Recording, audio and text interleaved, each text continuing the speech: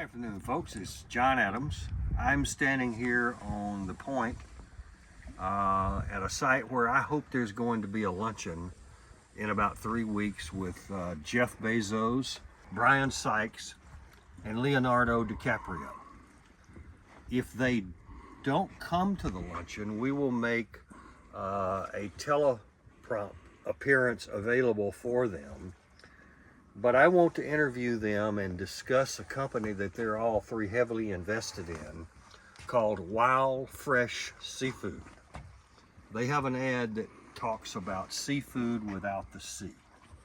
It's cell-generated, lab-produced seafood. And the specialty that they are going to go after is salmon.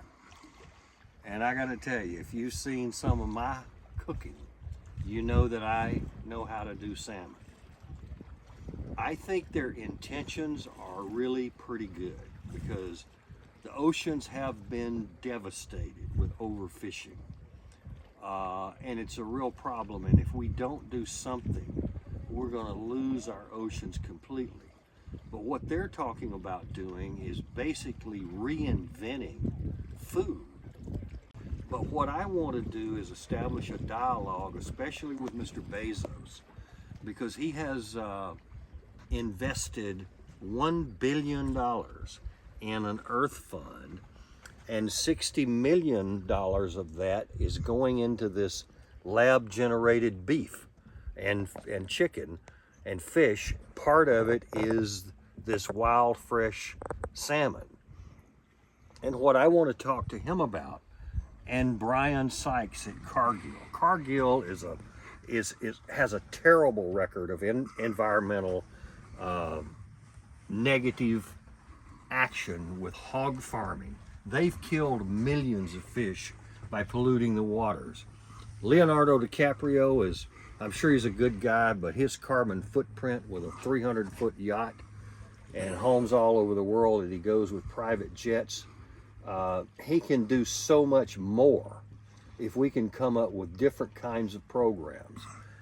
What I want people like this to do is take part of the money that they're spending on this highly speculative type of new generation food that's at least 3 years away from getting USDA approval, is to invest some of that money into putting new baby fish in the ocean.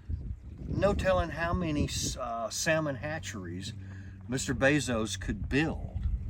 15% of the eggs that get to a hatchery become survivable baby salmon. An average salmon has anywhere from 1,500 to 10,000 eggs in it. Just to do that, school kids hatch salmon in their classrooms. So we're not talking about rocket science here. We're talking about basic biology. The other thing I want to stress is this bycatch, where huge volumes of fish, unintentional catch, are caught. One research arm in Great Britain for the European Union says it's as much as 40% of the commercial fish. Sierra Club, I believe, has it at 15%. But regardless of what it is, we cannot afford to catch a bunch of fish, dolphins, sea turtles, and just throw them overboard of the back of the fishing vessel like they're garbage.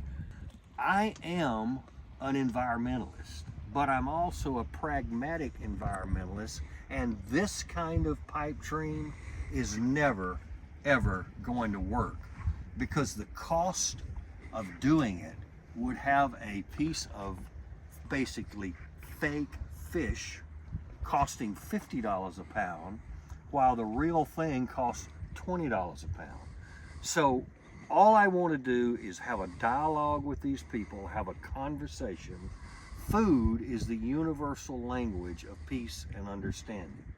So at some point, I hope they will come. Mr. Bezos' favorite food is octopus.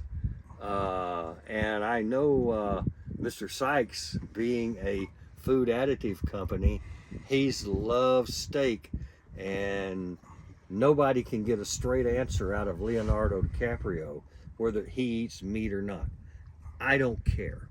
What I care about is coming up with successful programs that are provable, that work, so we can all work together to save our oceans.